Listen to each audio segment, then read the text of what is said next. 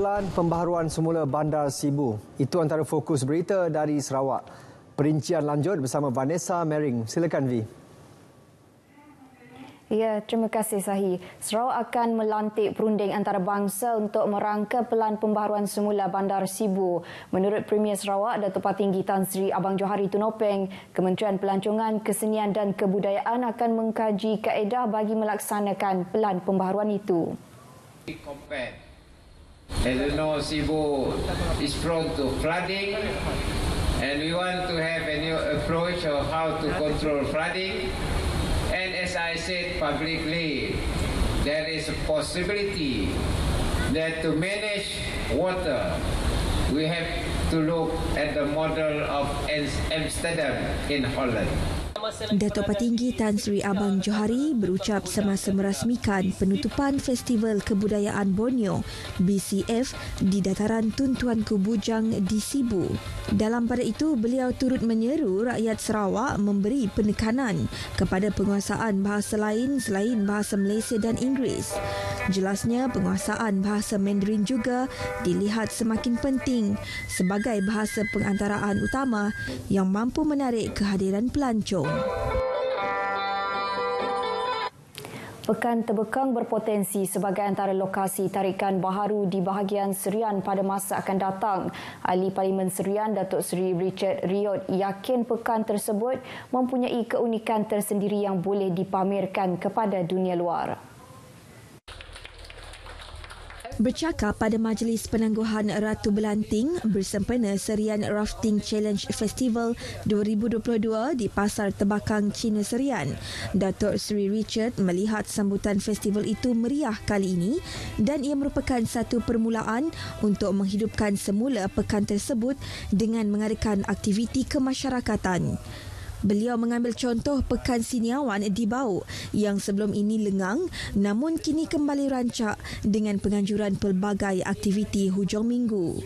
Justru beliau berharap Pekan Terbakang boleh dibangunkan semula dengan mengadakan aktiviti-aktiviti yang menarik sekaligus menambah pendapatan ekonomi penduduk setempat. Ujar Datuk Seri Richard Riot lagi, pertandingan berakit sejauh 23 km pada festival itu memasuki edisi ke-10 dan telah dimasukkan dalam kalender Kementerian Pelancongan Sarawak dan ini menunjukkan bahawa lokasi Pekan Terbekang akan menjadi tumpuan ramai. Dalam perkembangan lain, Datuk Seri Richard Riot memberitahu ahli-ahli Parlimen Gabungan Parti Sarawak GPS akan terus menjadi suara kepada rakyat Sarawak, terutamanya dalam mempertahankan isu berkenaan Perjanjian Malaysia 1963 atau MA63. Beliau yang juga Duta Khas Perdana Menteri ke Jepun, Republik Korea Selatan dan Taiwan berkata ini bagi memastikan hak-hak anak Sarawak terus diperjuangkan.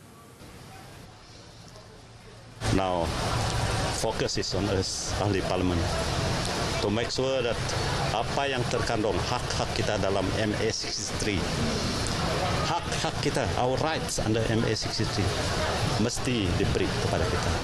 Mengulas mengenai cadangan memperbaharui perjanjian itu, beliau berkata cadangan tersebut tidak diperlukan. Sebaliknya, apa yang dituntut dalam perjanjian sedia ada perlu disegerakan.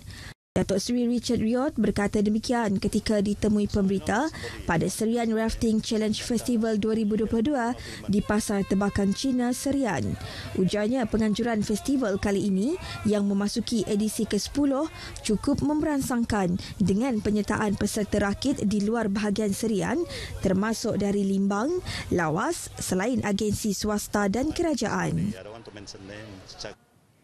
Junior Chamber International JCI merupakan platform terbaik untuk pembangunan golongan belia dari segi kepimpinan dan pengurusan ke arah membina pemikiran positif. Menteri Pengangkutan Sarawak Datuk Seri Lee Kim Shin berkata, selaras dengan misi JCI untuk membangunkan lebih ramai pemimpin muda, ahli-ahlinya dilatih supaya melihat cabaran sebagai peluang untuk berjaya dan bukan dilihat sebagai halangan. Datuk Sri Lee yang juga Senator JCI Miri sentiasa menggalakkan golongan muda menyertai pertubuhan belia bagi memberi peluang kepada mereka untuk bergaul selain membina rangkaian keusahawanan, perkongsian pengalaman serta membina insaniah. Beliau berkata demikian pada majlis pelantikan Presiden JCI Miri kali ke-59 dan 60 di Miri. Dalam pada itu, beliau mahu banyak cawangan JCI diwujudkan di Miri bagi membolehkan belia di bahagian itu mempelajari kemahiran kepimpinan yang akan memberi manfaat kepada golongan itu. Sebanyak 10 buah kumpulan perguruan seni silat dari Rumpun Silat Sarawak RSS wilayah Kuching, Semerahan dan Serian terlibat dalam Festival Antarabangsa Silat Warisan Dunia 2022 dan Kejuaraan Silat Dunia 2022 peringkat negeri Sarawak yang berlangsung di Go Down Amphitheatre Tebingan Sarawak Kuching malam tadi.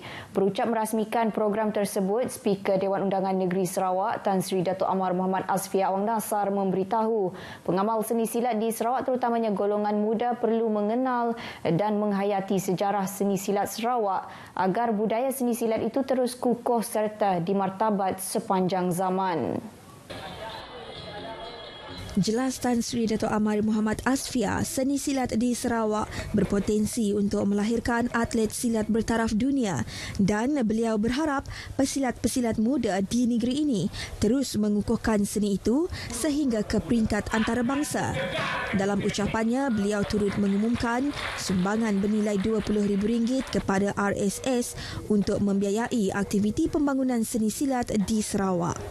Program anjuran RSS dengan sokongan Persekutuan Silat Kebangsaan Malaysia itu bersempena dengan Festival Antarabangsa Silat Warisan Dunia Pertubuhan Pendidikan Kebudayaan dan Saintifik Pertubuhan Bangsa-Bangsa Bersatu yang berlangsung di Kuala Lumpur sejak 21 Julai hingga hari ini, selain Kejohanan Silat Dunia di Melaka pada penghujung bulan ini. Baik, dengan itu sekian berita dari Sarawak. Kita kembali bersama Sahi di Angkasa Puri. Silakan.